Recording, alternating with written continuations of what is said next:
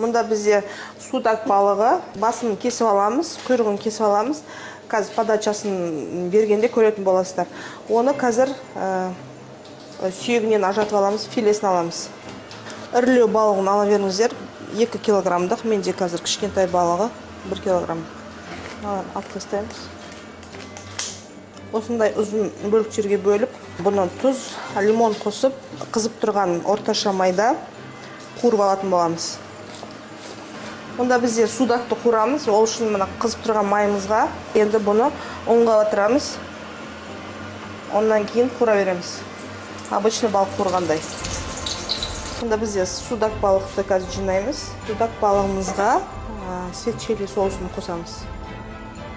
Енді жинаймыз. Осылай жинастырамыз, қалауымызша әсемдейміз. Декорларымыз бар ғой, сонымен әсемдейміз.